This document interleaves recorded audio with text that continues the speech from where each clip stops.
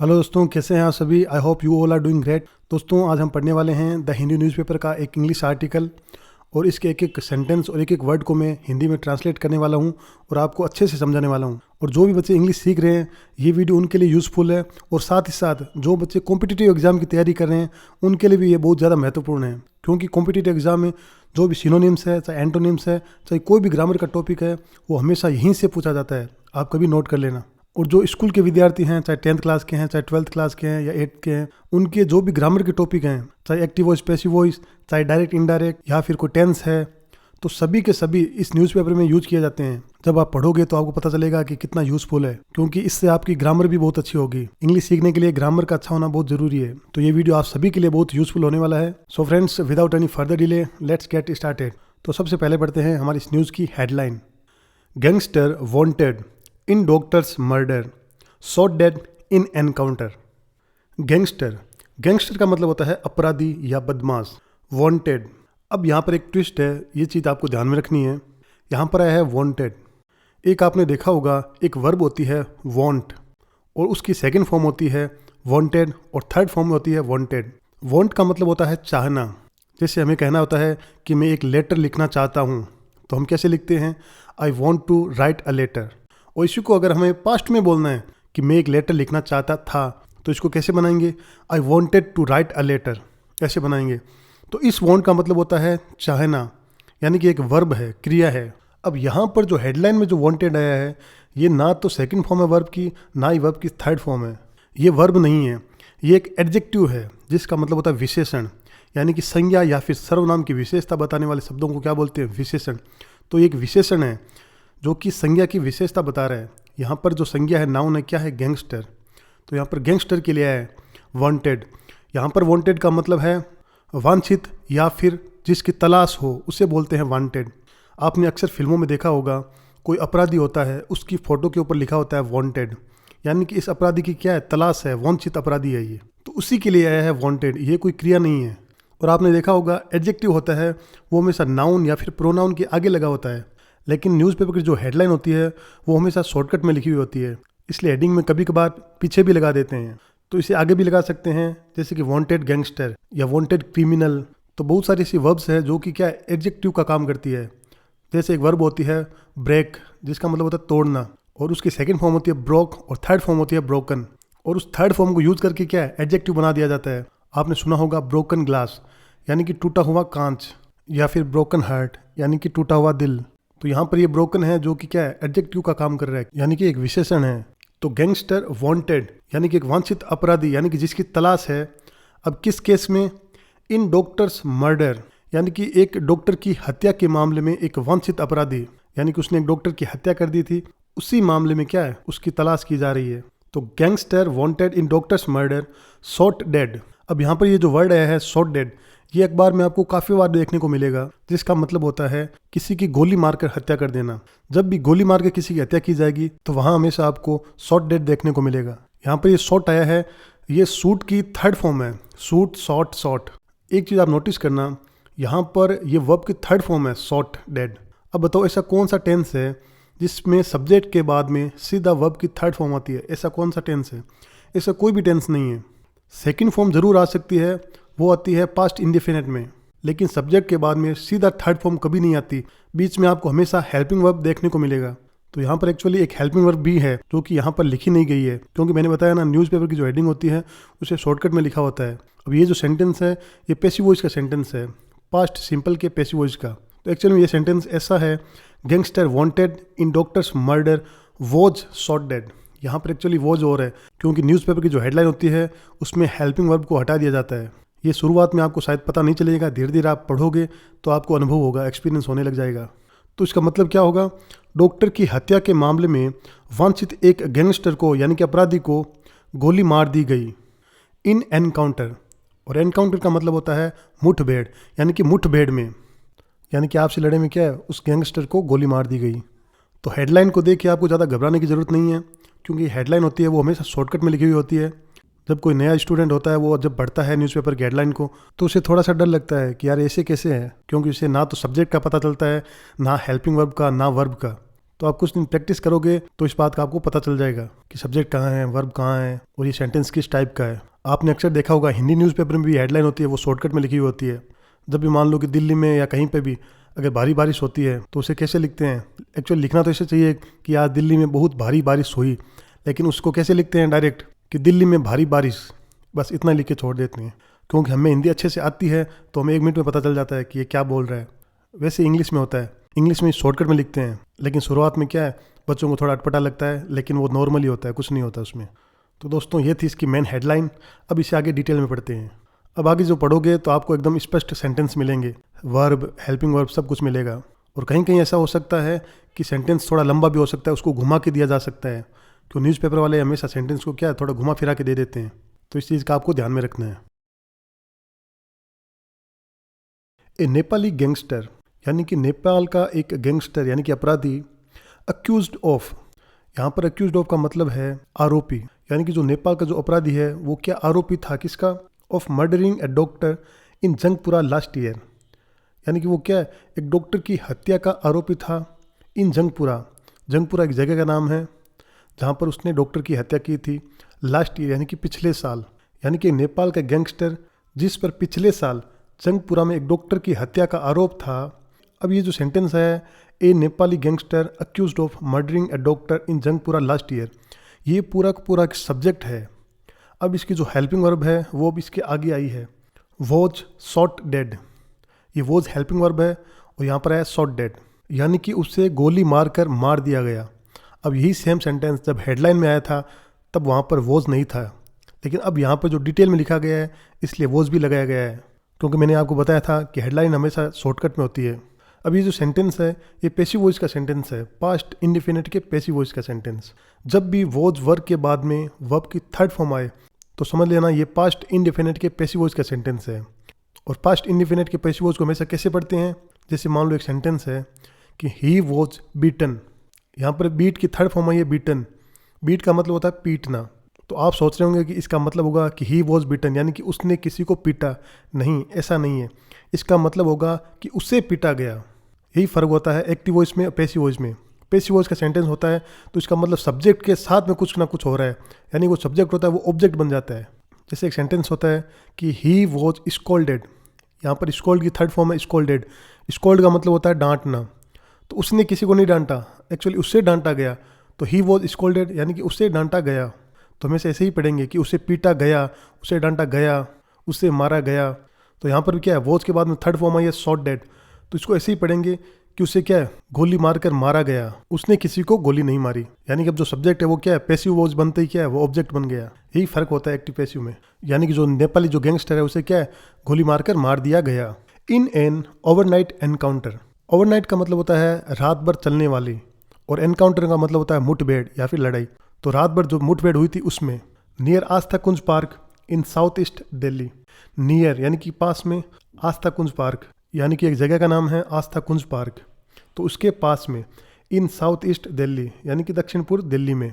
The police said, तो ऐसा police ने कहा, पुलिस का कहना ऐसा। भीम महाबहादुर जोरा, ये उस गैंगस्टर का नाम है, भीम महाबहादुर जोरा। नाम ही बड़ा तगड़ा है। अब एक चीज़ का हमेशा आप ध्यान रखना, जब भी कोमा के अंदर कोई सेंटेंस आए तो इसका मतलब है वो सब्जेक्ट के बारे में कुछ इन्फॉर्मेशन दे रहा है, कुछ जानकारी दे रहा है, यानी कि सब्जेक्ट के बारे में बता रहा है कि वो कौन है। तो यहाँ पर आया है कोमा के अंदर, a notorious criminal carrying a reward of 50,000 rupees, यानी कि ये इन्फॉर्मेशन क्या है, भीम महाबहादुर जोरा के बारे में बताई गई है। अ नोटोरियस, नोटोरियस का मतलब होता है बदनाम या फिर कुख्यात, यानी कि एक कुख्यात क्रिमिनल यानी कि अपराधी। Carrying a reward of 50,000 rupees, यहाँ पर एक फ्रेज है कैरिंग अ रिवॉर्ड ऑफ, जिसका मतलब होता है कि किसी पर इनाम होना। फ्रेज का मतलब होता है कि 2 या 3 वर्ड को आपस में जोड़कर कुछ नया बनाना। वैसे इसको अगर टुकड़ों में देखें तो यहाँ पर आया है कैरिंग, तो ये कैरी से बना है। कैरी का मतलब होता है कुछ लेकर चलना, यानी कोई सामान वगैरह साथ में लेकर चलते हैं उससे बोलते हैं कैरी। और रिवॉर्ड का मतलब होता है इनाम, यानी कि इनाम साथ में लेकर चलना। हालांकि इसका वर्ड टू वर्ड ट्रांसलेशन इस प्रकार है, लेकिन इसका जो मीनिंग है वो है कि उस पर इनाम था ऑफ 50,000 रुपीज़, यानी कि 50,000 रुपये का। एक चीज़ हमेशा आपको ध्यान रखनी है कि इंग्लिश में कभी भी वर्ड टू वर्ड ट्रांसलेट नहीं होता है। कुछ ऐसे वर्ड होते हैं जिनके अर्थ अलग होते हैं। जैसे अब हिंदी में बोलते हैं ना कि मैं तो हज़ारों टेंशन साथ में लेकर चलता हूँ। तो इसका मतलब ये नहीं है कि मैं हाथों में पकड़ कर हज़ारों टेंशन को हाथों में लेकर चलता हूँ, नहीं। तो वो एक कहने का मतलब होता है, लेकिन उसका जो अर्थ होता है कि मुझे बहुत सारी टेंशन है, बस वो एक तरीका होता है अपना अपना। वैसे ये क्या है, एक्चुअली कैरिंग लगाया गया है, लेकिन अर्थ इसका अलग है। तो carrying a reward of 50,000 rupees, यानी कि जिस पर क्या है 50,000 रुपये का इनाम था। अब ये कोमा के जो अंदर है वो अलग है, वो केवल इन्फॉर्मेशन दी हुई थी। इसका जो सब्जेक्ट है वो है भीम महाबहादुर जोरा। अब इसके बाद जो हेल्मिंग वर्ब है वो यहाँ से स्टार्ट है, वॉज किल्ड। अब देखो वॉज के बाद में वर्ब की थर्ड फॉर्म है ये किल्ड, यानी कि ये पास्ट सिंपल के पेसिव वॉइस का सेंटेंस है, यानी कि उसे मार दिया गया। इन अ जॉइंट ऑपरेशन, यानी कि एक संयुक्त अभियान में। जॉइंट ऑपरेशन का मतलब होता है संयुक्त अभियान। अब किसके द्वारा मार दिया गया, by the Delhi police special staff, यानी कि दिल्ली पुलिस की जो स्पेशल स्टाफ थी उसके द्वारा, and the Gurugram crime branch, और गुरुग्राम के जो क्राइम ब्रांच है उनके द्वारा। इन दोनों ने मिलकर संयुक्त रूप से क्या अभियान चलाया और उसे मार दिया। ही वॉज अक्यूज्ड ऑफ, अब यहाँ पर है अक्यूज्ड ऑफ, मैंने आपको बताया था अक्यूज्ड का मतलब होता है आरोपी। अब यहाँ पर लिखा है वॉज। कुछ स्टूडेंट सोच रहे होंगे कि सर ने बोला है कि वॉज के बाद में वर्ब की थर्ड फॉर्म आए, इसका मतलब वो पैसिव का सेंटेंस है। लेकिन आपको बता दूं ये अक्यूज्ड, ये कोई वर्ब नहीं है, ये एक नाउन है जिसका मतलब होता है आरोपी। तो ही वॉज अक्यूज्ड, यानी कि वह आरोपी था। अब किसका, of murdering 63 year old general physician Yogesh Chandra Paul, यानी कि 63 साल के एक जनरल फिजिशियन जिनका नाम था योगेश चंद्र पॉल, उनकी हत्या का आरोपी था वो। अब उसकी हत्या कब की थी वो बताया गया है, ड्यूरिंग, यानी कि के दौरान। ड्यूरिंग का मतलब होता है के दौरान। और रोबरी, रोबरी का मतलब होता है डकैती या फिर लूटपाट, यानी कि एक डकैती के दौरान। अब कहाँ पर, एट हिज रेजिडेंस, रेजिडेंस का मतलब होता है निवास स्थान, यानी कि उसके घर पर। इन मई 2024, यानी कि पिछले साल 2024 में मई को, Paul rain a private clinic in Jangpura.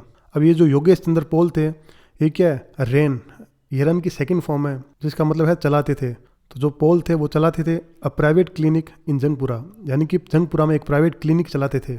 वैसे रन का मतलब होता है भागना, लेकिन जब हम कोई शॉप चलाते हैं, कोई क्लिनिक चलाते हैं, तब भी वहाँ पर रन का ही यूज करते हैं, यानी कि आई रन ए शॉप, यानी कि मैं एक दुकान चलाता हूँ। तो एक ही वर्ड के अलग अलग अर्थ हो सकते हैं, ये ध्यान रखना आप। तो अब ये पूरा फ्रेज इस प्रकार से बनेगा कि भीम महाबहादुर जोरा, जो एक कुख्यात अपराधी था और जिस पर क्या 50,000 रुपये का इनाम था, उसे दिल्ली पुलिस की स्पेशल स्टाफ और गुरुग्राम के जो क्राइम ब्रांच है उनके संयुक्त अभियान ने क्या है, मार गिराया। उस पर क्या है, मई 2024 में क्या है, अपने रेजिडेंस में क्या है, हुई एक डकैती के दौरान 63 वर्षीय योगेश चंद्र पॉल की हत्या का क्या आरोप था। और जो डॉक्टर पॉल थे वो क्या जंगपुरा में एक निजी क्लिनिक चलाते थे। Acting on a tip of, यहाँ पर आया है एक्टिंग, जो कि एक्ट से बना है। एक्ट का मतलब होता है कार्यवाही या कोई कार्य करना। तो यहाँ पर आईएनजी लगा हुआ है, तो उसको हमेशा ऐसे पढ़ेंगे कि कार्यवाही करते हुए। तो कार्यवाही करते हुए on a tip of, tip of का मतलब होता है कोई गुप्त सूचना या फिर कोई गुप्त आदेश, यानी कि पुलिस को कोई गुप्त सूचना मिली होगी उसके बारे में, तो उस पर कार्यवाही करते हुए अबाउट हिज मूवमेंट, यानी कि जो टिप ऑफ मिली थी, जो गुप्त सूचना मिली थी, किसके बारे में, अबाउट यानी कि के बारे में, हिज मूवमेंट, मूवमेंट का मतलब होता है गतिविधि, यानी कि उसकी जो हलचल है उसके बारे में गुप्त सूचना पर कार्यवाही करते हुए। इन द कैपिटल, कैपिटल का मतलब होता है राजधानी, यानी कि यहाँ पर दिल्ली की बात हो रही है, यानी जो राजधानी दिल्ली है वहाँ पर उसके क्या है, गतिविधि के बारे में कोई गुप्त सूचना मिली होगी, तो उस पर कार्यवाही करते हुए अ जॉइंट पुलिस टीम, यानी कि एक पुलिस की संयुक्त टीम, इंटरसेप्टेड, इंटरसेप्टेड का मतलब होता है बीच में ही पकड़ लेना या रोक लेना। तो पुलिस की संयुक्त टीम ने उसे बीच में ही पकड़ लिया। 39 ईयर ओल्ड जोरा, यानी कि जो गैंगस्टर है जिसका नाम है जोरा, जो कि क्या 39 साल का है, उसे बीच में ही पकड़ लिया। अब आगे देखो जो सेंटेंस आया एक, जो कि कोमा के अंदर है। मैंने बताया था जब भी कोमा के अंदर आए कोई सेंटेंस, तो इसका मतलब है वो सब्जेक्ट के बारे में इंफॉर्मेशन दे रहा है। तो यहाँ पर जोरा जो गैंगस्टर है उसके बारे में बताया गया है a native of, native of का मतलब होता है मूल निवासी, यानी कि जो मूल निवासी था कहाँ का, लालपुर इन नेपाल, यानी कि नेपाल में जगह है लालपुर, तो वहाँ का मूल निवासी था। ऑन मंडे नाइट, यानी कि सोमवार की रात को, यानी कि ये जो कार्यवाही हुई वो कब हुई, सोमवार की रात को। तो अब ये पूरा इस प्रकार बनेगा, राजधानी में उसकी गतिविधियों की गुप्त सूचना पर कार्यवाही करते हुए संयुक्त पुलिस टीम ने नेपाल के लालपुर निवासी 39 वर्षीय जोरा को सोमवार रात को पकड़ लिया। जॉइंट कमिश्नर ऑफ पुलिस, यानी कि पुलिस के जो संयुक्त आयुक्त है साउदर्न रेंज, यानी कि दक्षिण क्षेत्र के, जिनका नाम है संजय कुमार जैन, सेड, उन्होंने कहा, when the police surrounded when and जब द पुलिस सराउंडेड का मतलब होता है घेरना, तो जब पुलिस ने घेर लिया जोरा, यानी कि जोरा को घेर लिया, ही ओपनड फायर, ये एक फ्रेजल वर्ब है जिसका मतलब होता है गोली चलाना। तो यहाँ पर सेकंड फॉर्म आई है ओपन की, ओपनड। तो ही ओपनड फायर यानी कि उसने गोली चलाई। इंस्टेड ऑफ का मतलब होता है के बजाय। सरेंडरिंग का मतलब होता है आत्मसमर्पण करना, तो उसने आत्मसमर्पण करने के बजाय क्या है, गोली चलाई। इन रिटालिएटरी एक्शन, रिटालिएटरी का मतलब होता है जवाबी या पलटवार में, एक्शन मतलब कार्रवाई, तो वापस जवाबी कार्रवाई में द क्रिमिनल वॉज इंजर्ड, यानी पुलिस ने क्या है वापस जवाब देते हुए वापस गोलियां चलाई सामने से, तो द क्रिमिनल वॉज इंजर्ड यानी कि जो अपराधी है वो क्या है, घायल हो गया। इन पुलिस गन फायर यानी कि पुलिस की गोलाबारी में। एंड लेटर और बाद में, डाइड यानी कि मर गया। ड्यूरिंग ट्रीटमेंट यानी कि उपचार के दौरान वो क्या मर गया बाद में। एट एम्स ट्रॉमा सेंटर यानी कि एम्स के जो ट्रॉमा सेंटर है वहाँ पर, तो पुलिस ने क्या वापस जवाबी कार्रवाई की, तो उस अपराधी को क्या चोटें आ गई और फिर उसे क्या एम्स के ट्रॉमा सेंटर में भर्ती करवाया गया जहाँ उसकी क्या मौत हो गई। एडिंग दैट का मतलब होता है आगे जोड़ते हुए कहा, यह शब्द आपको हमेशा मिलेगा न्यूज़पेपर में। तो आगे जोड़ते हुए कहा दैट की अ पिस्टल यानी कि एक बंदूक and several live cartridges, several का मतलब होता है बहुत सारे और लाइव कार्ट्रिजेस का मतलब होता है जिंदा कारतूस, तो यानी कि क्या एक पिस्तौल और जिंदा कारतूस वर रिकवर्ड, ये देखो पैसिव का सेंटेंस है, वर के बाद में वर्ब की थर्ड फॉर्म आई है रिकवर्ड। रिकवर का मतलब होता है बरामद करना, तो उसके पास से क्या है पिस्तल और क्या है जिंदा कारतूस बरामद किए गए। फ्रॉम हिज पोजेशन का मतलब होता है उसके पास से या फिर उसके कब्जे से, तो क्या उसके कब्जे से बरामद किए गए। Jora had fled to Nepal after the murder, यहाँ पर आया है फ्लेड जो कि फ्ली की थर्ड फॉर्म है। फ्ली की सेकंड फॉर्म होती है फ्लैड और थर्ड फॉर्म भी फ्लैड होती है। इंग्लिश में लगभग सभी वर्ब की जो सेकंड और थर्ड फॉर्म है वो लगभग एक सी होती है। तो जोरा हैड फ्लैड, ये जो सेंटेंस है ये पास्ट परफेक्ट का सेंटेंस है क्योंकि इसमें हैड लगा है और वर्ब की थर्ड फॉर्म आई है फ्लैड। तो जोरा हैड फ्लैड, फ्लैड का मतलब होता है भाग जाना, तो जोरा भाग चुका था टू नेपाल यानी कि नेपाल में। आफ्टर द मर्डर यानी कि हत्या के बाद में, तो हत्या के बाद क्या जोरा क्या नेपाल भाग गया था। And had been on the run since 2014, यहाँ पर आया हैड बीन, ये एक हेल्पिंग वर्ब है जिसका मतलब होता है कोई कार्य लंबे समय से चल रहा था, और वर्तमान में कोई लंबे समय से अगर कार्य चल रहा है तो उसके लिए हम लगाते हैं हैज़ बीन या हैव बीन। तो had been on the run का मतलब होता है फरार, तो वो क्या फरार चल रहा था सिंस 2014 यानी कि 2014 से फरार चल रहा था। ही इज़ लिंक्ड यानी कि उसका संबंध था, लिंक था किससे, टू मल्टीपल केसेस, मल्टीपल का मतलब होता है बहुत सारे और केसेस का मतलब होता है मामले, तो उसका बहुत से केसों से क्या लिंक था। अब कौन कौन से था उसका बताया गया है। ऑफ डेकोइटी, डेकोइटी का मतलब होता है डकैती से। बर्गलरी का मतलब होता है चोरी से। एंड मर्डर यानी कि हत्या से। इन गुरुग्राम, बेंगलुरु, सूरत एंड गाजियाबाद यानी कि इन जगहों पे उसने अपराध किए थे। हिज मोडस ऑपरेंडी इन्वॉल्व्ड, यहाँ पर एक वर्ड आया है मोडस ऑपरेंडी, ये एक लैटिन भाषा का शब्द है जिसका मतलब होता है अपराध करने का तरीका या फिर ढंग। न्यूज़पेपर में क्या होता है कि प्राय क्या है कुछ हार्ड वर्ड्स भी डालते हैं न्यूज़पेपर में, आपको कुछ शब्द बहुत टफ मिलेंगे लेकिन आपको घबराना नहीं है, ये शब्द ज़्यादा नहीं है, यही शब्द बार बार दोहराते हैं, तो कुछ दिन आप पढ़ोगे तो फिर आपको क्या समझ आने लग जाएंगे। तो हिज मोडस ऑपरेंडी यानी कि उसके जो कार्य करने का जो तरीका था, इन्वॉल्व यानी कि उसमें शामिल था। रिक्रूटिंग पीपल, रिक्रूटिंग का मतलब होता है भर्ती करना या फिर नियुक्त करना। एक होता है रिक्रूट जो कि नाउन होता है जिसका मतलब होता है कि ऐसे लोग जो क्या सेना की ट्रेनिंग में जाते हैं उन्हें भी रिक्रूट बोलते हैं, तो वो नाउन होता है। यहाँ पर आया है वर्ब रिक्रूटिंग यानी कि भर्ती करना या नियुक्त करना, यानी कि उनका क्या तरीका था कि क्या वो नियुक्त करते थे पीपल यानी कि लोगों को ऑफ नेपाली ओरिजिन। ओरिजिन का मतलब होता है मूल निवासी, यानी कि जो नेपाल के जो निवासी थे उन्हें क्या वो नियुक्त करते थे एज डोमेस्टिक वर्कर्स। एज का मतलब होता है के रूप में और डोमेस्टिक वर्कर का मतलब है घरेलू नौकर। तो वो क्या लोगों को नेपाल से लेकर आता था और यहाँ पर लोगों को क्या घरेलू नौकरों के रूप में नियुक्त करता था, यानी कि अपने इस प्रकार से संस्था चलाता था। लोग सोचते थे कि हाँ ये क्या वर्कर्स प्रोवाइड करता है, लेकिन जो वर्कर होते थे उसी के आदमी होते थे, उनके साथ मिले हुए होते थे। तो वो क्या पहले क्या लोगों को नियुक्त करता था लोगों के घर में, फिर क्या करता गैदरिंग इनसाइड इन्फॉर्मेशन।